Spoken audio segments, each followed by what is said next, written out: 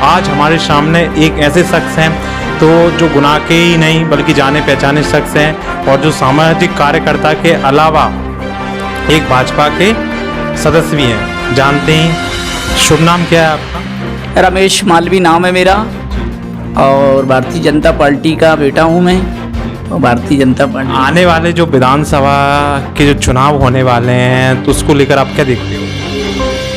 हमारे देश के यशस्वी प्रधानमंत्री और मध्य प्रदेश के लोकप्रिय मुख्यमंत्री जी की जो जन कल्याणकारी योजनाएं वो जन जन के लिए हितकारी हैं। और आने वाले 2023 के चुनाव में हमारा जो नारा है अब की बार 200 पार, ये हमारे संगठन का नारा है हमारे। परंतु देखा जा रहा है तो कुछ क्षेत्रों में तो भाजपा की सरकार डगमगाती नजर आ रही है। नहीं, कुछ क्षेत्रों में नहीं, हम मध्य प्रदेश की बात कर रहे हैं। मध्य प्रदेश में जितना काम हमारे लोकप्रिय मुख्यमंत्री जी ने किया है वो दूसरे प्रदेशों में नहीं हुआ। जैसे लाडली लक्ष्मी बहना हमारे मध्य प्रदेश के मुख्यमंत्री जी ने चालू की है, किसान सम्मान निधि जैसे मान लीजिए प्रधानमंत्री जी ने लागू की है तो हमारे प्रदेश के मुख्यमंत्री जी ने भी हमारे प्रदेश में लागू की है। और ये जन कल्याणकारी योजनाएं, इनसे पब्लिक का हित होता है और उसके परिणाम। जैसे देखा जाए तो आपने जैसे कहा कि लाडली लक्ष्मी योजना तो लागू की है 1000 रुपये को लेकर, अभी कमलनाथ जी का भी कहना है कि हम इसमें कुछ 1500 रुपये देंगे। उनने तो कर्जा माफी की वायदा भी किया था, उनके विषय में मैं कुछ नहीं बोलूँगा, पर मैं तो हमारी जो अच्छाइयाँ हैं वो ही बताऊँगा। तो अभी आप किस तरीके से देखते हो भाजपा के नेता? नहीं, भारतीय जनता पार्टी के देवतुल्य जो हजारों लाखों कार्यकर्ता हैं वो जन सेवा में लगे हैं और निश्चित रूप से हम जनता की सेवा कर रहे हैं। तो पब्लिक हमारे साथ है, जनता हमारे साथ है। भारतीय जनता पार्टी जो कहती है वो करती है और उसी के परिणाम स्वरूप हमारी जनता की, हमारे लोकप्रिय। एक चीज़ और है, करप्शन को लेकर आ जाती बात, भ्रष्टाचार को लेकर बात आ जाती है कि नहीं भाजपा के क्षेत्र, मतलब मान के चलिए मोदी जी तो हैं लेकिन भाजपा के क्षेत्रों में कई जगह गुंडा राज भी है। ये क्या चीज़ तो आप बताना चाहें? मध्य प्रदेश में नहीं बल्कि पूरे देश के अंदर गुंडा राज समाप्त हो गया और अपराधी होता है वो सत्ता किसी की भी हो, वो अपराध करता है तो निश्चित रूप से कानून उसको दंड देता है। और जहाँ तक सवाल है आप कह रहे हैं गुंडा राज का, तो मध्य प्रदेश में आपने देखा होगा। मैंने नहीं कहा, मैं नहीं बोल रहा हूँ, मतलब सुनने में आता है। जो भी लोग मानते हैं वो लोगों को सोचना चाहिए कि इससे पहले क्या स्थिति थी और आज की स्थिति क्या है। ये कह सकते हैं कि अपराध मुक्त हो चुका है हमारा। बिल्कुल, आपने देखा था हमारे डाकुओं से भरा पड़ा था प्रदेश। जिस दिन से भारतीय जनता पार्टी की सरकार आई है सब अपने घरों में बैठ गए, कोई सोचता भी नहीं है कि मैं अपराध करूं। एक अपराध गलती से हो जाता है वो अलग विषय है, पर कोई जानबूझ के अपराध करने के लिए। हाँ, ये बात तो सही कहा कि आपने अपराध मुक्त हो चुका है। नहीं, परंतु कुछ जगह पर ऐसी निकल कर आती हैं कि जैसे कि कभी कभार हम कवरेज, हम हमारी बता रहे हैं, पत्रकार लोग कवरेज करने के लिए जाते हैं तो कुछ करप्शन देखने को मिलता है बहुत ही ज़्यादा, तो उसको लेकर आप क्या कहें? देखो, इसके लिए हमको सबको मान लीजिए मेरा कोई काम है, मैं किसी अधिकारी के पास गया और मैंने कहा कि ये 5000 रुपया ले लीजिए, तो गलती मेरी है ना, अधिकारी की गलती नहीं है। जो अधिकारी की भी गलती और देने वाले की भी नहीं, पहली गलती तो देने वाले की है कि हम किसी भी अपराध को या करप्शन को बढ़ावा दे रहे हैं। पहले समाज को सुधरना चाहिए कि जैसी सरकार है वैसे हमको चलना चाहिए। यदि आपके खाते में 10 रुपये आ रहे हैं तो 10 ही रुपये आपके खाते में आएंगे, कोई उनको 9 नहीं कर सकता। मान लीजिए कोई निकाल के खाते में किसी को 9 दे के आता है, 1 रुपया जेब में धर के लाता है, इसके लिए सरकार या देने वाला दोषी नहीं है। आप कहने का मतलब है जो पैसे ले रहा है वो जिम्मेदार नहीं है। नहीं, मेरा आप निवेदन मेरा सुनिए। आप मान लो मेरी जेब में से मैं आपको दे जाऊंगा अभी 5000 रुपया, तो इसकी गलती मेरी है ना, मैं क्यों दे रहा हूँ? आप तो मेरा इंटरव्यू ले रहे हैं, आप तो मेरी अच्छाइयाँ जान रहे हैं समाज के लिए बताने के लिए। अब मैं आपको इस चीज़ से प्रेरित करूँ, नहीं साहब मेरी तो झूठी बात है, अभी आप छाप दो जी पैसा रखो, तो ये इसके लिए मैं अपराधी हूँ। उसके लिए आप दोषी मानते हो चीज़ को? जी जी, उस चीज़ को लेकर बिल्कुल। हाँ, एक सवाल और था मेरा, अगर आपके लिए भाजपा टिकट देती है गुना विधानसभा को लेकर तो कैसे कार्य कर रहे होगे आप उस चीज़ को लेकर? देखिए, मैं भारतीय जनता पार्टी का बेटा हूँ।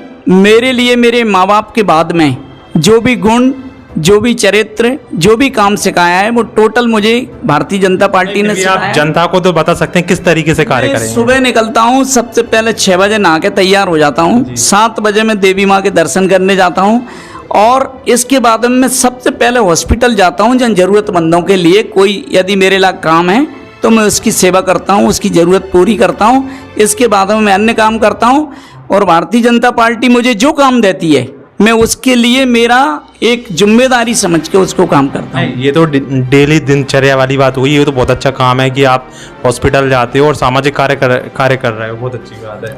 नहीं, जैसे कि आप विधानसभा चुनाव को लेकर आपको टिकट भी मिलता है और आप मान के चलिए चुनाव जीतते भी हो, तो बाद में आप कैसे काम कर रहे हो? ऐसा ही करूँगा, ऐसा ही काम करूँगा जैसा रोज की मेरी दिनचर्या है, ऐसे ही काम करूँगा।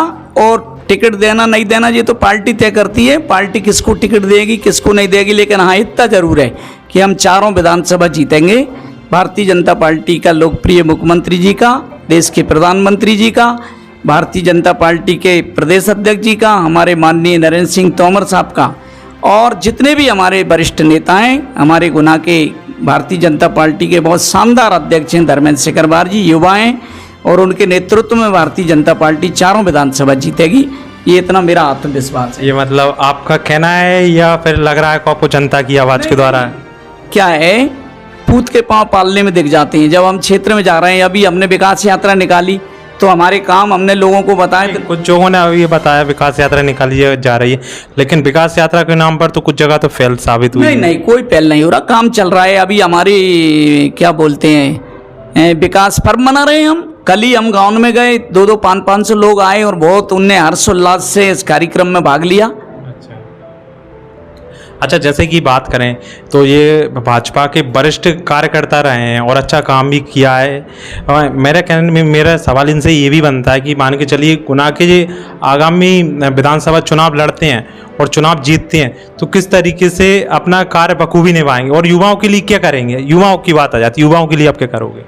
युवाओं के लिए, युवाओं का देश है तो युवाओं के लिए काम करने के लिए जो भी सरकार की योजना होगी पूरे प्रदेश में कब लागू होगी ये तो मुझे पता नहीं है, लेकिन मैं आज भी प्रयास करता हूं कि हमारे युवाओं के लिए, चाहे वो सीखो कमाओ योजना हो, चाहे वो हमारे रोजगार कार्यालय की योजना हो, चाहे हमारी अन्य प्रकार की योजनाओं में पूरी कोशिश करता हूं कि युवाओं को अधिक से अधिक लाभ मिले। मैं हर क्षेत्र में जाकर उनको प्रेरित भी करता हूं, अधिकारियों से मैं निवेदन करके काम कराता हूं और उसका परिणाम ये मिलता है कि कहीं ना कहीं मेरा प्रयास सफल होता है। क्योंकि मेन चीज़ देखा जाए तो जो युवा हैं वो ही सबसे ज़्यादा, युवा ही देश को चला सकते हैं।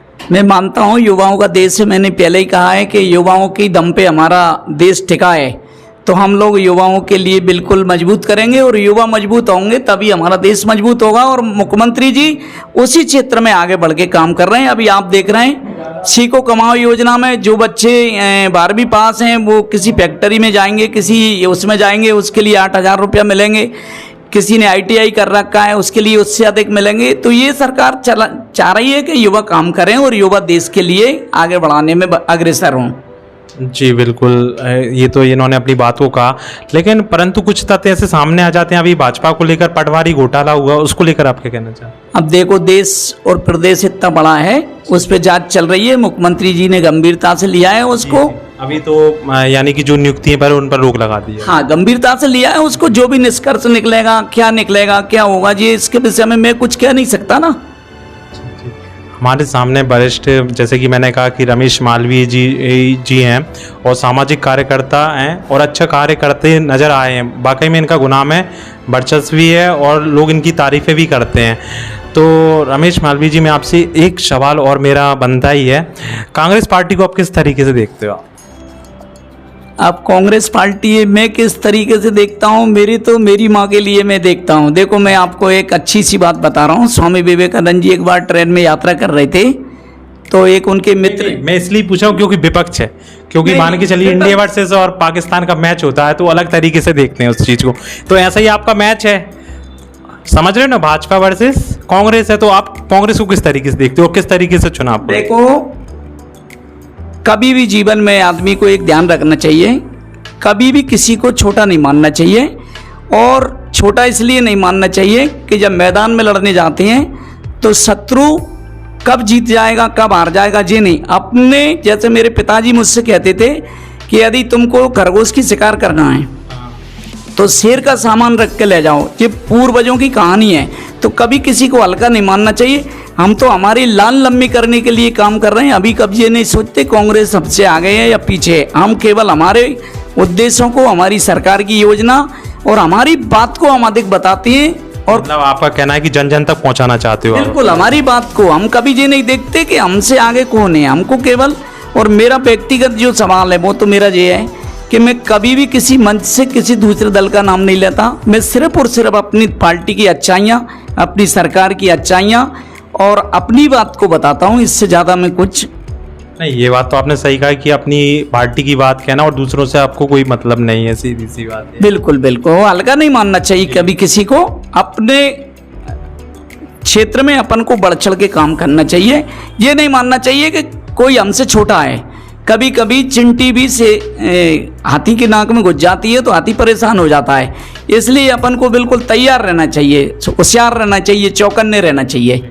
अच्छा, जैसे कि अभी विधानसभा चुनाव आने वाले, नज़दीकी चुनाव मानेंगे, तो आपको लगता है कि भाजपा सरकार आपको टिकट देगी? नहीं, मेरी पार्टी मुझे तक आज जीवन तक मुझे जो भी चीज़ मिली है अखबार में छप गई है तब मुझे पता लगा है, या मेरे पास कोई लेटर आ गया है तब पता लगा है, या मेरे लिए फ़ोन आ गया है तब पता लगा है। मेरी पार्टी मेरी हमेशा चिंता करती है। जिस तरह माँ अपने अच्छे बेटा की चिंता करती है, इसी तरह मेरी भारतीय जनता पार्टी माँ है। मैं भारतीय जनता पार्टी का बेटा हूँ। आज जो बोल भी रहा हूँ ये भी मेरी माँ के कारण, जो मेरी भारतीय जनता पार्टी माँ है। मैं जो आदेश मुझे मिलता है उसका पालन करता हूँ। इससे ज़्यादा मैंने न कभी सोचा ना मैं सोचता। जो मुझे काम मिलेगा वो मैं करूँगा। तो आप गुना की जनता को क्या संदेश देना चाहते हैं भारत रिपब्लिक की तरफ से, कुछ बताना चाहेंगे? मैं गुना की जनता के चरणों में सर्वप्रथम तो बहुत बहुत नमन करता हूँ। और गुना हमारा एक ऐसा लोकप्रिय जिला है, यहाँ आप देखेंगे कि दूसरे ज़िले के लोग यदि नौकरी करने आते हैं तो गुना में आकर बस जाते हैं। उनको ये विश्वास है कि गुना एक बहुत सुंदर जगह है, गुना एक बहुत अच्छा शहर है, गुना के लोग बहुत नेक इंसान हैं। तो मैं यही कहना चाहता हूँ आपके माध्यम से कि गुना की हमारी जो दुनिया के अंदर, भारत के अंदर पहचान है, उस पहचान को कायम रखें। यदि हम मध्य प्रदेश से कहीं दूसरी जगह जाते हैं तो लोग कहते हैं गुना के लोग बहुत अच्छे हैं, तो हम बहुत अच्छे हैं तो बहुत अच्छे बने रहें। यही मेरा आपसे सबसे निवेदन है आपके माध्यम से। और गुना की शानदार जनता के चरणों में मैं बहुत बहुत नमन करता हूँ। और मेरे जैसे व्यक्ति को गुना के लोग बहुत प्यार करते हैं। मैं इसको यह जीवन में नहीं बल्कि मैं 7 जन्म भी यदि मैंने कोई अच्छे कर्म करे और मुझे यदि ईश्वर ने जन्म दिया तो मैं जितने जन्म मिलेंगे उतने जन्म में मैं गुना की जनता को बहुत हृदय से धन्यवाद देता हूँ कि मेरे जैसे एक छोटे व्यक्ति को इतना प्यार और स्नेह देते हैं। मेरे पीठ के पीछे लोग मेरी तारीफ करते हैं, जब भी मैं ऐसा कुछ है नहीं है मेरे अंदर। इसलिए मैं गुना की जनता को बहुत हृदय से बधाई देता हूँ। धन्यवाद।